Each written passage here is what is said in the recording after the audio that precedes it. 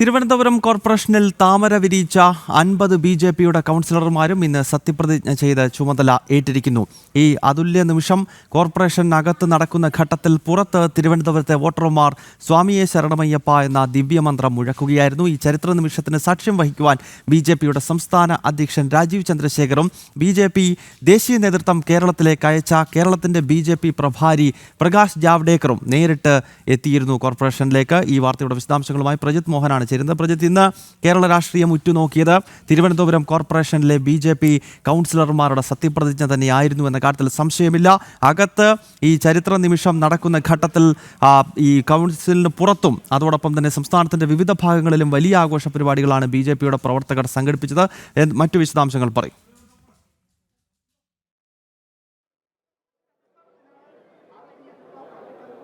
ഗൗതം, അല തല്ലുന്ന ആവേശത്തിലാണ് ഇന്ന് BJPയുടെ 50 കൗൺസിലർമാരും ഇന്ന് തിരുവനന്തപുരത്ത് കോർപ്പറേഷൻ ഹാളിൽ നടന്ന കൗൺസിൽ ഹാളിൽ നടന്ന ചടങ്ങിൽ സത്യപ്രതിജ്ഞ ചെയ്തത്.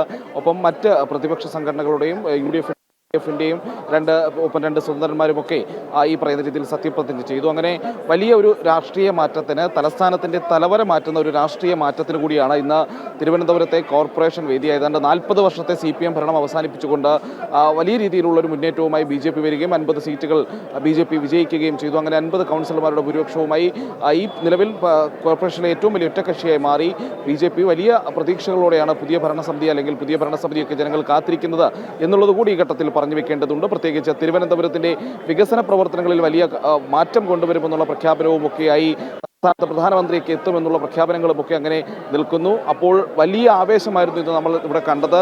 പ്രത്യേകിച്ച് അകത്ത് BJPയുടെ കൗൺസിലർമാർ സത്യപ്രതിജ്ഞ ചെയ്യുന്ന സമയത്ത് പുറത്തുനിന്ന് സ്വാമി ശരണം വിളിക്കുന്ന വോട്ടർമാരെയാണ്, അല്ലെങ്കിൽ സാധാരണക്കാരായ ജനങ്ങളെയാണൊക്കെ നമുക്ക് കാണാൻ കഴിയുന്നത്. അങ്ങനെ വലിയ രീതിയിലുള്ള ആവേശം, അത് ശബരിമല സ്വർണ്ണക്കൊള്ള അടക്കമുള്ള വിഷയങ്ങളിൽ ജനങ്ങളുടെ മനസ്സിനെ ഏത് രീതിയിൽ അത് സ്വാധീനിച്ചിട്ടുണ്ട് എന്നടക്കമുള്ള കാര്യങ്ങൾ വ്യക്തമാക്കുന്നതാണ് ആ പറയുന്ന രീതിയിലുള്ള മുദ്രാവാക്യം വിളികൾ ഉണ്ടായത്, അല്ലെങ്കിൽ ആ രീതിയിൽ ശരണമന്ത്രങ്ങൾ ഉയർത്തപ്പെട്ടത് എന്നുള്ളത് നമുക്ക് കൃത്യമായി പറയാൻ കഴിയും.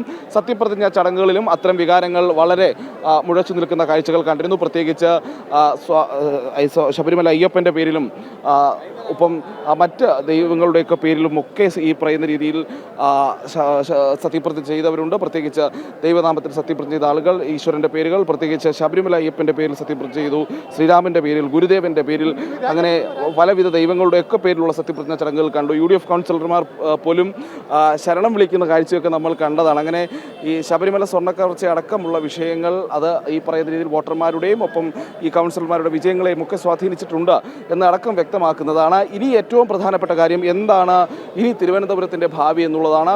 പുതിയ ഒരു വലിയ ടീമിനെ, തിരുവനന്തപുരത്തിൻ്റെ ഭരണം നിയന്ത്രിക്കാനുള്ള ഒരു വലിയ ടീമിനെ BJPക്ക് തിരുവനന്തപുരത്തുകാർ നൽകിയിട്ടുണ്ട്. അപ്പോൾ അടുത്തത് മേയർ തെരഞ്ഞെടുപ്പാണ്. മേയർ തെരഞ്ഞെടുപ്പിൻ്റെ തീയതി കൃത്യമായി പ്രഖ്യാപിക്കപ്പെട്ടിട്ടുണ്ട്. അടുത്ത 26-ാം തീയതി മേയർ തെരഞ്ഞെടുപ്പ് ഉണ്ടാകും. അന്ന് ഡെപ്യൂട്ടി മേയറെയും തിരഞ്ഞെടുക്കുമെന്നുള്ളതാണ്. അപ്പോൾ അതിന് മുന്നോടിയായി ആരാണ് BJPയുടെ മേയർ സ്ഥാനാർത്ഥി, അല്ലെങ്കിൽ തിരുവനന്തപുരത്തിൻ്റെ അടുത്ത തലപ്പത്തേക്ക് ആരാണ് വരുന്നത് എന്നുള്ളത് നമുക്ക് കൃത്യമായി മനസ്സിലാക്കാൻ കഴിയും. അതോടൊപ്പം പ്രധാനപ്പെട്ട കാര്യങ്ങൾ ഒരുപാടുണ്ട്. ഇനി വികസന സന്ദേശങ്ങൾ, അല്ലെങ്കിൽ വികസനവുമായി ബന്ധപ്പെട്ട വാഗ്ദാനങ്ങളാണ്. ഇപ്പോൾ നമുക്കൊപ്പം ഗോപൻ ചേട്ടൻ ഒന്ന് ചേരുന്നുണ്ട്. ഗോപൻ ചേട്ടാ, അങ്ങനെ ആ വലിയ വിജയത്തിൻ്റെ അതിൻ്റെ പൂർത്തീകരണമായി ഇനി നമുക്കുള്ളത് മുൻപിലുള്ള വികസന വാഗ്ദാനങ്ങളാണ്. എന്തൊക്കെയാണ് BJP തിരുവനന്തപുരം കോർപ്പറേഷന് വേണ്ടി ചെയ്യാൻ പോകുന്നത്? ബഹുമാന്യമായിട്ടുള്ള പാർട്ടിയുടെ സംസ്ഥാന അധ്യക്ഷൻ ശ്രീ രാജീവ് ചന്ദ്രശേഖർജി വികസിത അനന്തപുരി എന്ന ഒരു പ്രഖ്യാപനം നടത്തിയിട്ടുണ്ട്. ആ ലക്ഷ്യം സാക്ഷാത്കരിക്കാൻ അതിൽ നിരവധി പദ്ധതികളുണ്ട്. ഇപ്പോൾ തിരുവനന്തപുരം നഗരസഭയ്ക്ക് കേന്ദ്രാവിഷ്കൃത പദ്ധതികൾ നേരിട്ട് നടത്താൻ കഴിയുന്ന നിരവധി സെക്ഷൻ നമുക്കുണ്ട്. അത് പൂർണ്ണമായിട്ടുള്ള ഫണ്ട് കേന്ദ്രം തന്നെ വിനിയോഗിക്കണം. അങ്ങനെ കേന്ദ്രം സമ്പൂർണ്ണമായിട്ടുള്ള ഫണ്ട് വിനിയോഗിക്കുന്ന നിരവധി പദ്ധതികൾ നഗരസഭ വഴി നമുക്ക് ഇവിടുത്തെ വികസിത അനന്തപുരി എന്ന സ്വപ്നം സാക്ഷാത്കരിക്കാനായിട്ട് ചെയ്യാൻ സാധിക്കും. അത് ഒരുപക്ഷെ ബഹുമാനിയായിട്ടുള്ള സംസ്ഥാന അധ്യക്ഷൻ്റെ ആ പ്രഖ്യാപനം പൂർണ്ണമായിട്ടും നമുക്ക് അനന്തപുരി നിവാസികൾക്ക് സമ്മാനിക്കാൻ സാധിക്കും. അതുപോലെയുള്ള വികസനം മുടക്കുന്ന പരിപാടി സംസ്ഥാനത്തിൻ്റെ ഭാഗത്തുണ്ടായാലും ഒന്നും ചെയ്യാൻ പറ്റാത്ത പദ്ധതികൾ അല്ല. ഇവിടെ നല്ല ഭൂരിപക്ഷത്തോടെ നമുക്ക് അധികാരത്തിൽ വരുന്നു. ജനങ്ങൾ ആ വികസന സ്വപ്നം സാക്ഷാത്കരിക്കാനാണ് ഞങ്ങളെ വിജയിപ്പിച്ചത്. അത് ഏത് തരത്തിലുള്ള തടസ്സം വന്നാലും വികസന കാര്യത്തെ സംബന്ധിച്ച് ഒരു വിട്ടുവീഴ്ച ഇല്ലാത്ത തരത്തിൽ നമുക്ക് പ്രവർത്തിക്കാൻ സാധിക്കും. അങ്ങനെ തന്നെയാവും മുന്നോട്ട് പോകുന്നത്. ഏത് തടസ്സത്തെയും ഞങ്ങൾ അതിജീവിക്കും.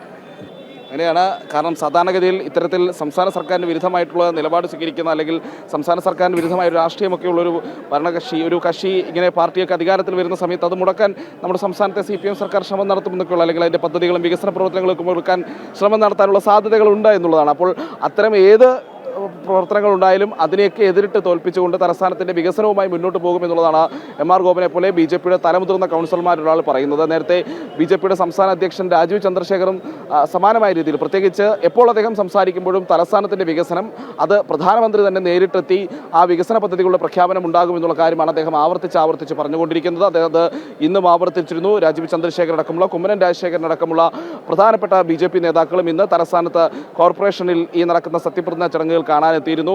അവിടെ പലവിധമായിട്ടുള്ള ഇമോഷൻസ് നമുക്ക് കാണാമായിരുന്നു എന്നുള്ളതാണ്. ഒരു വശത്ത് കാലങ്ങളായി പ്രതിപക്ഷത്തിരിക്കേണ്ടി വന്ന കൗൺസിലർമാരിൽ പലരും, സീനിയർ കൗൺസിലർമാരിൽ പലരും അവർ വിജയിച്ച് കയറി വരുന്നു.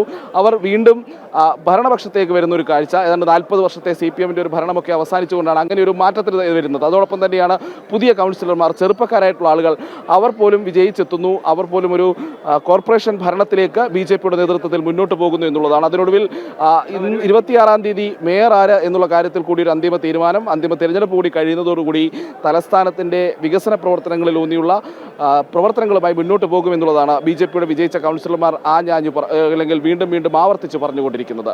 ഗൗതം. ഓക്കെ പ്രജിത്ത്, എന്തായാലും പ്രജിത്ത് സൂചിപ്പിച്ചതുപോലെ തന്നെ ഒരു വലിയ ചരിത്ര സംഭവം തന്നെയാണെന്ന് തിരുവനന്തപുരത്ത് നടന്നത് എന്ന കാര്യത്തിൽ തർക്കമില്ല. ഏതാണ്ട് 40 വർഷത്തിന് മുകളിലായി CPIM ഭരിച്ചുകൊണ്ടിരുന്ന LDF ഭരണത്തിലുണ്ടായിരുന്ന ഒരു കോർപ്പറേഷനാണ് BJP പിടിച്ചെടുക്കുന്നത്. അതിനാൽ തന്നെ അത്രത്തോളം വലിയ ആവേശം BJP കൗൺസിലർമാരുടെ മുഖത്ത് കാണാമായിരുന്നു. പ്രജിത്ത് മോഹനാണ് തിരുവനന്തപുരം കോർപ്പറേഷൻ മുന്നിൽ നിന്നും വിവരങ്ങളുമായി ചേർന്നത്.